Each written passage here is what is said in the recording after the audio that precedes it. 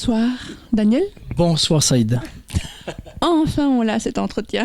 Absolument, c'était difficile, mais on l'a. C'est l'essentiel. Alors, cher capitaine, ce soir... C'est les capitaines, ça? Oui, ce sont mes capitaines. C'est les personnes qui me suivent. Salut les capitaines.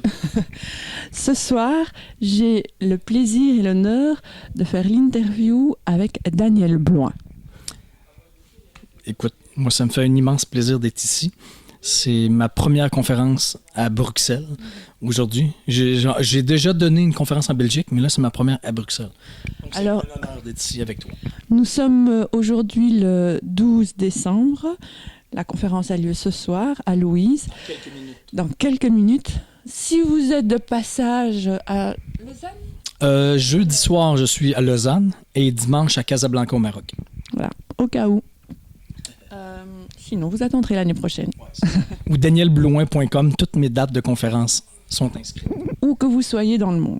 Exact. Laissez votre adresse email, il y a plein d'entrevues, il y a plein de bonus gratuits. danielblouin.com ou sortidezone.com.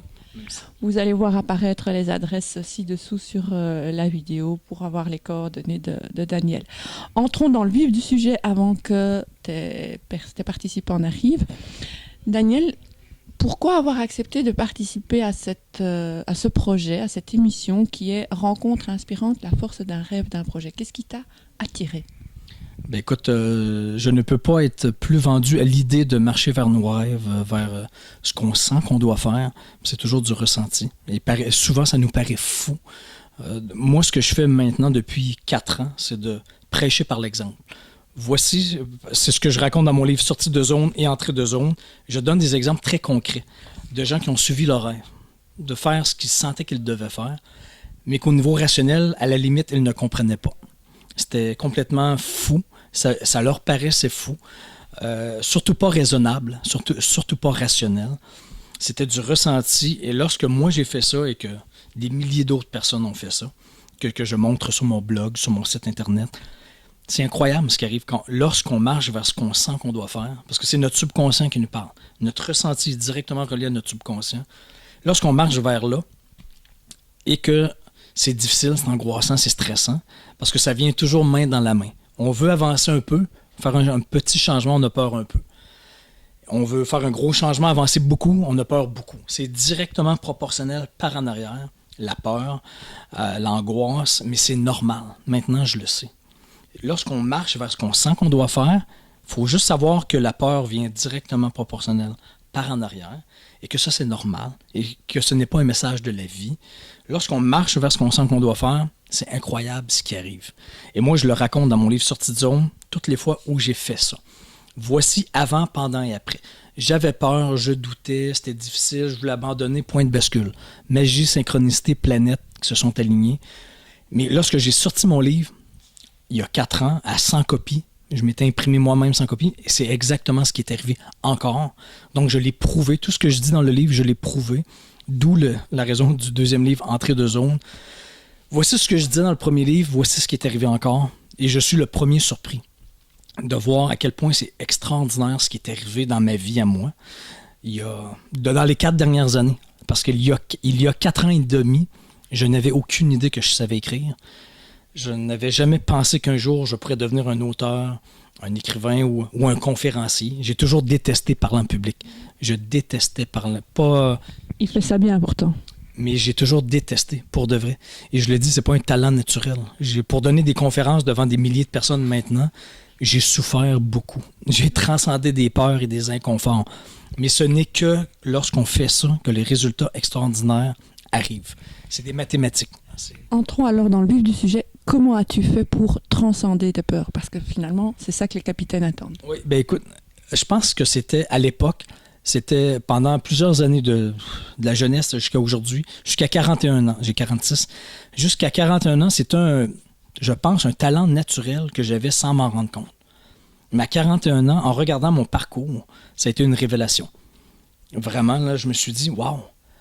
C'est lorsque j'ai marché vers ce que je sentais que je devais faire, puis c'était toujours la même chose. J'avais peur, j'étais angoissé, je le faisais parce que je le sentais, c'était difficile tout de suite. C'était difficile pendant un bout de temps, je voulais abandonner, point de bascule. Magie, synchronicité, c'était extraordinaire ce qui arrivait après. Et ma révélation, c'est que je n'ai pas fait ça seulement qu'une fois. J'ai fait ça quelques fois dans ma vie et à chaque fois, c'était le même processus. Donc là, moi, je me suis dit, il faut que je dise ça aux jeunes. Je suis devenu obsédé par le sujet de transcender ses peurs, ses inconforts pour faire ce qu'on sent qu'on doit faire, même si c'est difficile, angoissant, stressant, et qu'on veut abandonner, point de bascule, voici ce qui arrive après.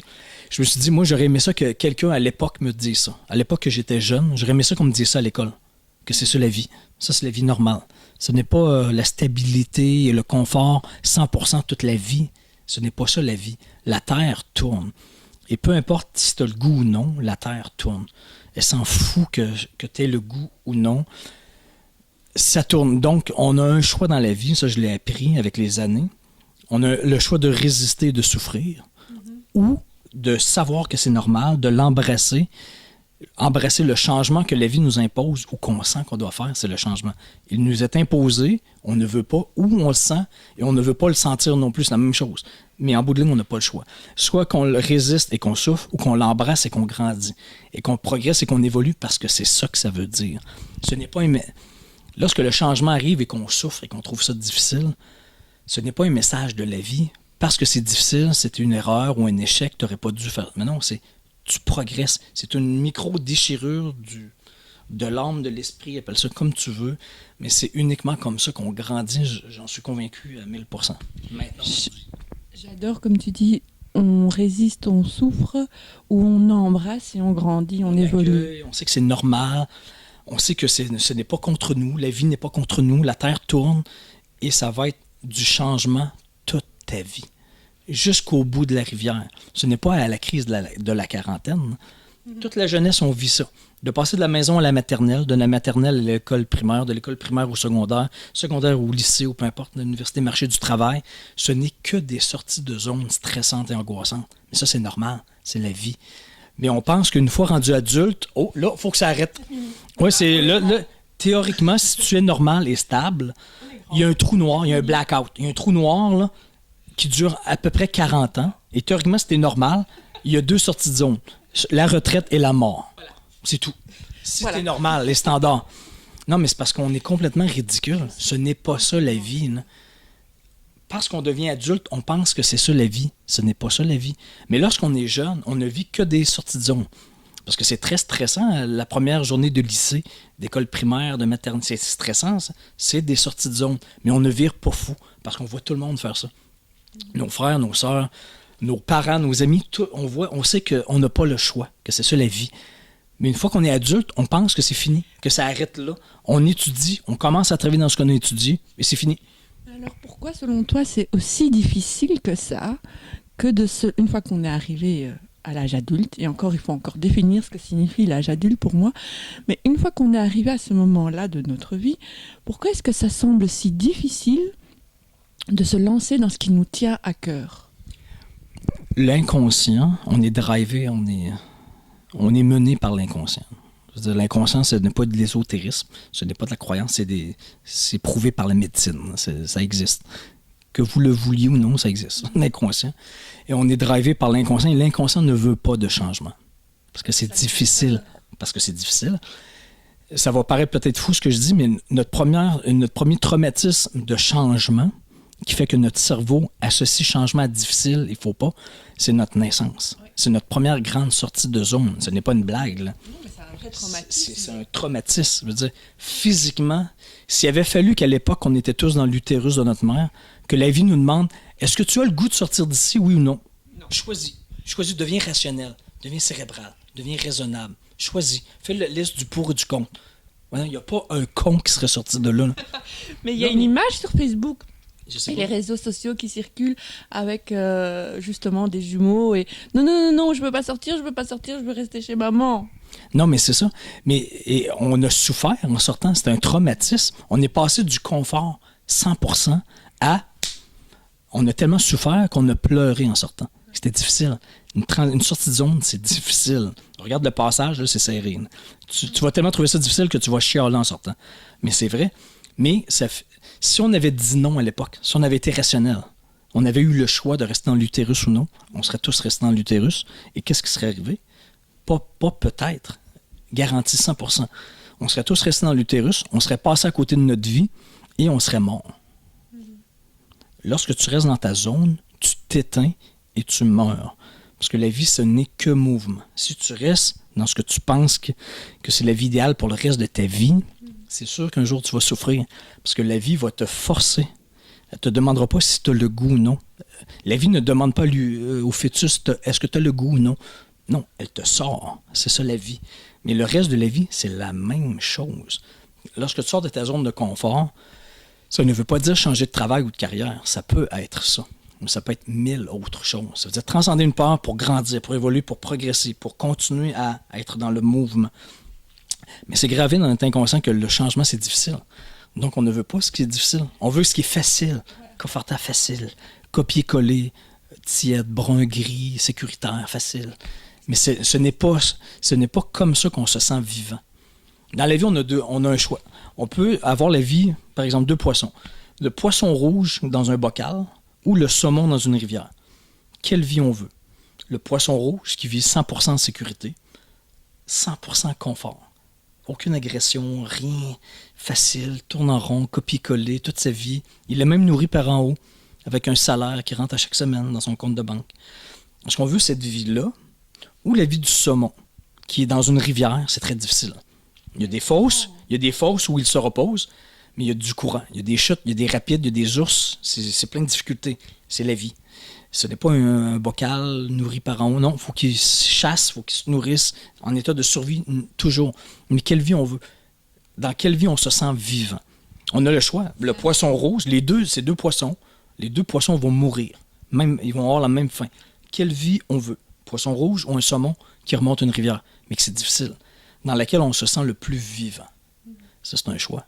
Mais on l'a, ce choix-là. Mais c'est la vraie vie, ça. On a exactement ce choix-là. Est-ce que le poisson rouge est conscient de ce que vit le saumon? Non, et le saumon n'est pas conscient de ce que vit le poisson rouge non plus. On s'entend qu'il y a 0 conscient. Eux autres, ils font... Mais par là, je voulais dire, il y a certains animaux, les éléphants, les chevaux, etc., qui sont tenus par... comment est-ce qu'on appelle une corde à une chaise, et c'est à force d'être conditionné. La corde qui se met des propres limites. L'éléphant, on imagine bien, on voit bien la taille de l'éléphant. C'est drôle que tu parles de ça, et j'ai vu il n'y a pas si longtemps que ça une vidéo où les gens ont mis des poissons dans un bocal. Ils ont mis le bocal plein d'eau dans un aquarium plein d'eau. Ils ont descendu le bocal, et là, les poissons pouvaient sortir. Ah non. Ils tournaient dans le bocal. Ils essayaient de sortir. Ils se cognaient Ils ne regardaient pas en haut. Ils ne voyaient pas qu'il y avait de l'eau. Et tu voyais la tortue à côté. Une grosse tortue. Le bocal était dans l'eau et les poissons restaient dans le bocal. Non, mais c'est complètement fou. Là. C'est la preuve qu'on reste dans notre... On regarde même pas... On think outside the box. Je ne sais pas si tu as déjà entendu cette expression. Penser hors de la boîte. Mais c'est la même chose. Eux, il y avait juste à penser, juste aller là. Parce qu'avant, il n'y avait pas d'eau, mais là, il y a de l'eau. Ça? Non, ils restaient dans leurs limites. Non, mais c'est spectaculaire. Hein? C'est une vidéo sur YouTube ou Facebook. C'est des poissons. Ça montre exactement comment on est. Lorsqu'on est là-dedans, on tourne en rond puis on ne voit plus ce qu'on peut faire à côté. Mais qu'on peut très bien faire à côté. Hein? Très facile. Ben, pas facile, mais on peut le faire si on décide de sortir du bocal. Donc, ça signifie aussi qu'on n'a pas nécessairement conscience de nos capacités, de nos possibilités et de tout ce qu'on peut créer de juste magnifique, de notre propre pouvoir, en fait. Absolument. Mais écoute, moi, ça a été ma révélation. Moi, je le faisais et je voyais ce que ça donnait, mais je le faisais sans m'en rendre compte. J'étais complètement inconscient de ça. De 20 à 41 ans. Je raconte plein d'anecdotes là-dedans. Mais je m'en suis rendu compte à 41 ans en regardant mon parcours. C'est une révélation. Wow! C'est lorsque j'ai fait ça que ça s'est arrivé. Là, je me suis dit, c'est parce que j'ai fait ça plusieurs fois que c'était une révélation. Une fois, je me suis dit, peut-être que c'est un hasard ou je sais pas trop. Mais là, je veux dire, c'était toujours la même chose. C'était toujours le même processus. Et là, je le vis encore dans les 4 dernières années. Même chose. De façon spectaculaire. Moi, c'est fou ce qui est arrivé dans les 4 dernières années.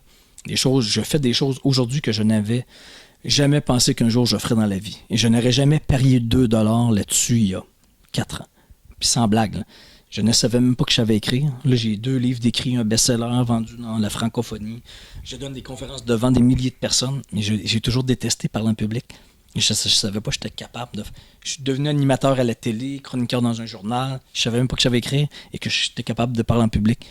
Mais c'est fou et ça m'a emmené partout dans le monde. Mais c'est... Ça va même bientôt sortir en Russie. Oui, ça a été traduit en anglais. Ça s'appelle Breakout en anglais. Et sortie de zone, en passant, c'est une expression de hockey sur glace, lorsqu'on fait une sortie de zone. Et c'est drôle parce qu'au Québec, c'est devenu une expression presque commune. Au lieu de dire cette personne-là a fait un changement de vie ou affronté une peur, les gens disent maintenant cette personne-là a fait une sortie de zone. C'est depuis l'apparition du livre, c'est une expression qui n'existait même pas il y a plus de 4 ans. Ouais. Le terme sortir de sa zone de confort a toujours existé, j'ai pas inventé ça. Là. Mais faire une sortie de zone, ça c'est comme nouveau au Québec, c'est devenu dans le langage commun. Ça, c'est une de mes plus grandes surprises. Mais c'est ça. Ben oui, absolument. Moi, je suis déstabilisé à quel point c'est devenu si commun et que c'est presque devenu un sujet. Presque à la mode. Pas à la mode, mais un sujet plus commun de transcender ses peurs, ses inconforts pour faire ce qu'on sent qu'on doit faire. J'ai réalisé qu'il y a pas... Plusieurs personnes le font sans s'en rendre compte. Il y a plusieurs personnes dans mes conférences qui me disent hey, tu m'as fait réaliser ce que j'ai fait dans la vie. C'était ça que je faisais, là, des sorties de zone. Ou il y en a qui réalisent que ça existe, qui ne savaient pas que tu pouvais faire ça. Mais ce que je fais maintenant, c'est comme ça que j'enseigne. Ce n'est pas de la théorie, ce n'est pas un cours universitaire, c'est pas lourd, c'est pas des connaissances que j'enseigne. Je prêche par l'exemple et je montre des milliers d'autres personnes. Je ne suis pas une exception. Tout le monde a vécu un changement quelconque dans sa vie, personnel, professionnel, transcender une peur, un inconfort, tout le monde vit ça. Et moi, je montre des milliers de personnes qui ont vécu ça. Regarde-moi, je raconte, regarde elle, regarde lui, regarde elle, regarde lui, regarde avant, pendant, après. Regarde ses craintes, ses peurs, ses doutes, l'opinion des autres, l'insécurité financière. Regarde tout ça. Là. Regarde ce qu'elle a fait comme décision, ce qu'elle a prise, et regarde ce qui est arrivé après. Regarde la magie, synchronicité, planète qui s'aligne. Et regarde à quel point elle ne regrette pas aujourd'hui d'avoir fait ce qu'elle a fait. Parce que là, souvent, on pense qu'on va mourir. C'est donc grave comme décision, c'est dramatique. Il n'y a personne qui meurt de ça. Et souvent, d'habitude, de ce que je vois, c'est que les gens le font, découvrent qu'ils ne sont pas en train de mourir. Non, mais c'est vrai. Ah, je ne suis pas en train de mourir. La peur s'évapore. Plus tu avances, plus la peur s'évapore. Et après un certain temps, même si c'est difficile, c'est angoissant, stressant, c'est difficile. Il y a un bout difficile. Il faut que tu persistes jusqu'au point de bascule, où là, ça devient facile. Où ta tête commence à passer sous le courant que tu avais dans la face. Commence à rentrer sous le courant, tu rentres dans une nouvelle zone, une nouvelle fosse à ce mot que j'appelle. Et d'habitude, les gens rendus là, lorsqu'ils voient ce que ça a donné, de transcender leur peur, ils se disent « Avoir su que j'avais peur pour rien il y a quelque temps, j'aurais dû faire ça avant. » Toujours la même chose. C'est toujours le même processus.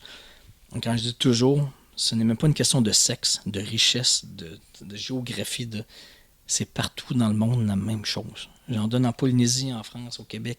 Jeunes, vieux, personnes âgées, 40 ans, 20 ans, 15 ans.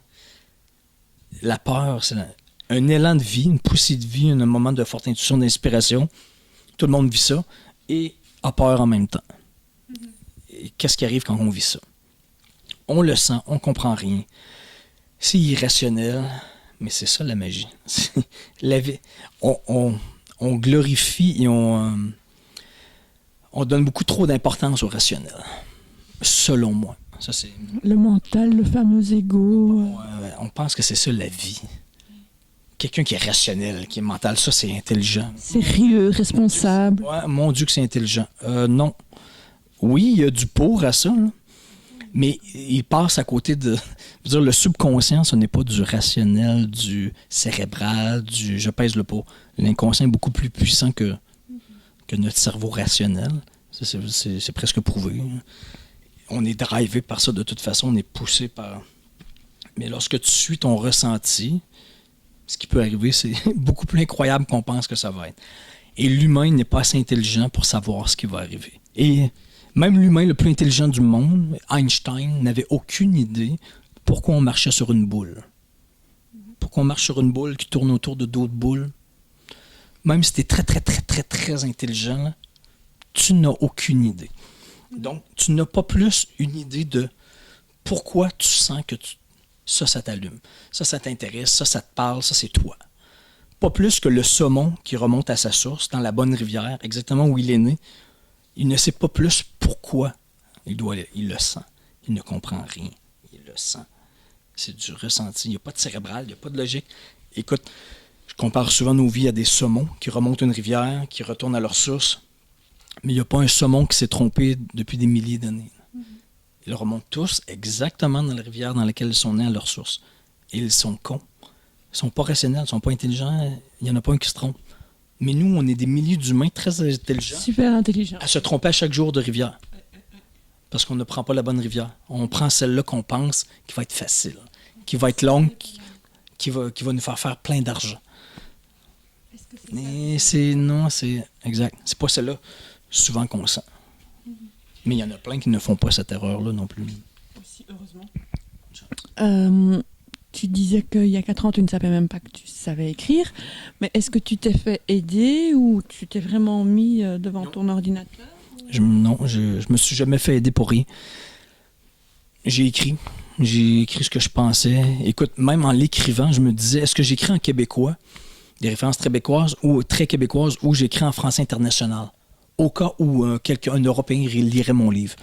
Et dans ma tête, je me suis mis à rire tout seul. Je me suis dit, de toute façon, il n'y a personne, même à Montréal, qui va lire ton livre. On s'en fout. Fait que j'ai écrit. J'ai écrit n'importe quoi pour moi, en québécois, des références québécoises. Et là, je vends plein de copies en Europe, je comprends rien. Et les Européens aiment ça, ils n'ont aucune idée de qui je parle, et ils aiment ça, je comprends rien. Mais avoir essayé plaire à tout le monde, d'être français international, être stratégique, là, les Québécois auraient trouvé ça moins québécois, et les Français probablement auraient trouvé ça moins coloré, ou moins exotique, je sais pas. J'aurais essayé de courir 2 lièvres en même temps, je les aurais perdus les deux. C'est mon feeling. Mais rester fidèle à soi-même, c'est d'abord le plus important. Pas de rationnel, pas de mental. Fais ce que tu sens que tu dois faire. Et tu verras, je te jure, tu verras. Là. S'il avait fallu que je sois intelligent, rationnel, je serais passé à côté de tout. Pour dire, j'aurais pas fait les bonnes choses.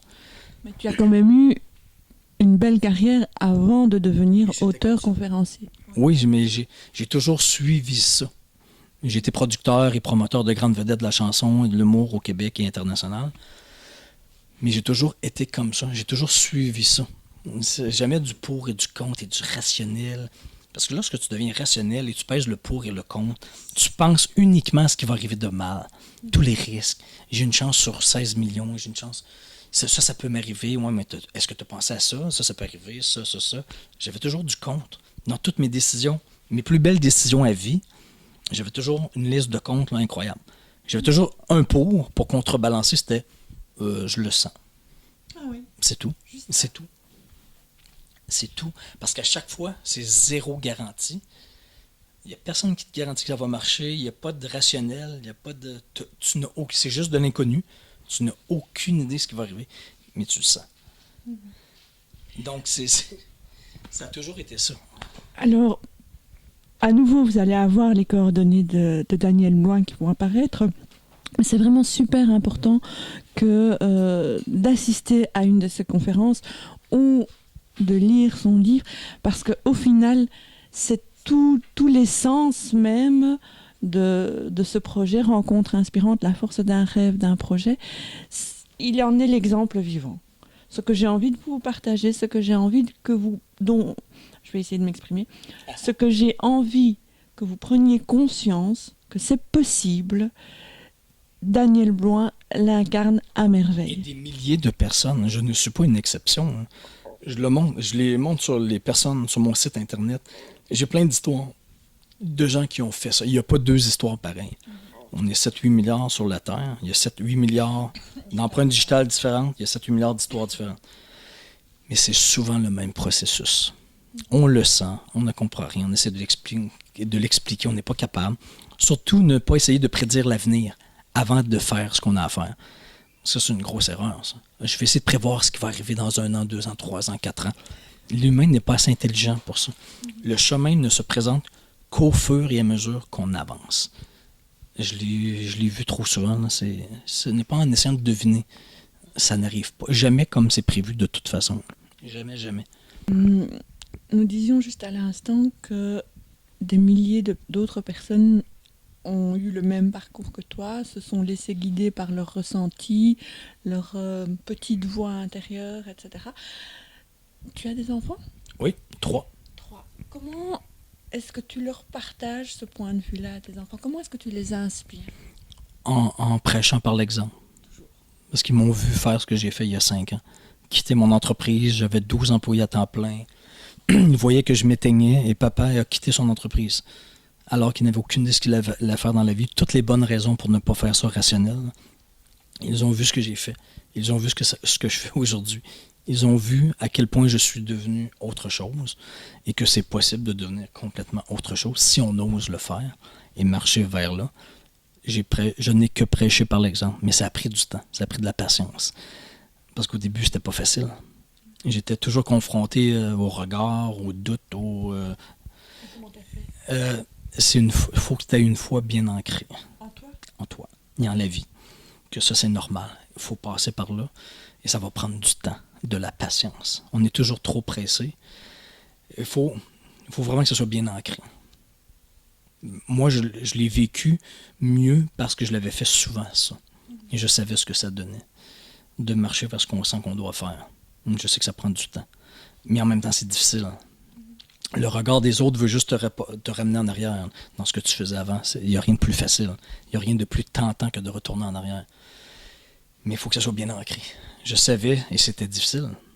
C'est bien ancré. Tu sais que tu marches vers la bonne place, mais en même temps que tu as le goût d'abandonner. Parce que c'est difficile. Mais il faut que tu te rendes jusqu'au point de bascule où là, tout d'un coup, là, ça commence à se passer. La magie, la synchronicité, les planètes qui s'alignent, moi, c'est arrivé. Et maintenant, aujourd'hui, il n'y a plus personne qui doute de ce que je fais. Là, parce qu'ils ont vu ce que ça a donné dans les 4 dernières années. Et même que tout le monde est surpris. Je suis le premier surpris. Je n'avais aucune idée que ça allait arriver. J'avais aucune idée. Je n'avais pas de plan de match. Je n'avais pas de plan de carrière. À chaque jour, à chaque semaine, à chaque année, je faisais ce que je sentais que je devais faire. Et le chemin se présente uniquement au fur et à mesure qu'on avance. Ce n'est pas en étant rationnel, cérébral et en essayant de prédire l'avenir. Le fameux business plan, il vient faire quoi là-dedans? J'ai jamais eu de business plan de ma vie. Là. J'ai jamais eu ça de ma vie. Je dis pas qu'il faut pas en avoir. Là. Si tu veux ouvrir un McDonald's, bon oui, ok. Tu dois savoir combien par jour tu dois rentrer de revenus pour payer tout tes... Ok, c'est correct. Mais moi, c'était pas ça. J'ai pas un plan quinquennal de vie. Là. J'ai encore 2 questions avant que tu n'ailles à ta conférence. La première, est-ce que tu as déjà vécu ce que les gens appellent un échec? C'est-à-dire, et comment est-ce que tu réagis? Est-ce que tu le prends comme un échec déjà? Dans ma carrière en affaires, j'ai essayé des choses qui n'ont pas marché. Et comment tu réagis? J'ai appris plein de choses. C'était pas une finalité. Là. C'était pas la fin du monde. OK, j'ai appris ça. OK, non, ça marche pas comme ça marche mieux comme ça. Bon, on fait comme ça. C'est tout. Là. C'est comme apprendre à marcher. Là. Tu en as tiré des leçons. Comme si on disait, comment tu as vécu l'échec de te péter la gueule quand tu as appris à marcher? Comment tu as vécu cet échec-là? Tu t'en souviens pas et tu as continué à essayer de marcher jusqu'à temps que tu marches. C'est la même question. Comment tu as vécu ton échec de te planter, de te péter le front sur le mur quand tu essayes de marcher? C'est la même question. C'est aussi basic que ça. C'est la même question. Parfois, il faudrait qu'on prenne l'exemple sur nos enfants. Sur la vie. C'est ça, la vie. C'est apprendre à faire du vélo. C'est apprendre à faire du vélo. Comment tu as appris à faire du vélo? Comment tu as vécu l'échec de la première fois de ne pas être capable de faire du vélo? C'est complètement ridicule comme question. Je dis pas que ta question, mais tu comprends ce que je veux dire? C'est, oui, je me suis planté, je me suis relevé, j'ai réessayé jusqu'à temps que je sois capable de. C'est des mathématiques, c'est de la physique. Ce n'est pas de la croyance. C'est, fais-le. Continue à continuer, point de bascule, un jour tu vas devenir à l'aise et confortable, je te le garantis. Si tu te rends au point de bascule. Alors, on va poser la dernière question, qui n'est pas en fait une question, mais quel est le conseil? Qu'est-ce que tu aimerais donner comme message aux internautes qui nous suivent là? Suivre son ressenti. Parce que ça, c'est le subconscient qui nous dit qu'on est en train de nous éteindre ou de nous allumer. Et suivre ce qui nous allume, ce qui nous emballe, ce qui crée beaucoup d'enthousiasme et de joie ou de bonheur. Ça, c'est la voie à suivre. Malgré toutes les difficultés, les obstacles, parce que ça va venir, et c'est normal. Suivre ça. Et le chemin va se présenter au fur et à mesure que vous avancez. C'est mathématique. C'est mathématique. Alors, cher capitaine, j'espère que vous avez bien appris des choses, des conseils, des trucs et astuces, mais surtout des comportements, des attitudes à avoir. Je vous dis à la semaine prochaine pour une autre rencontre inspirante, la force d'un rêve, d'un projet. Allez sur son site, découvrez la prochaine conférence là où vous habitez et allez-y parce que franchement, c'est juste génial. C'est très gentil. Merci beaucoup. Laissez votre email sur mon site internet pour recevoir mes bonus toute l'année. Voilà. Bye bye. Au revoir.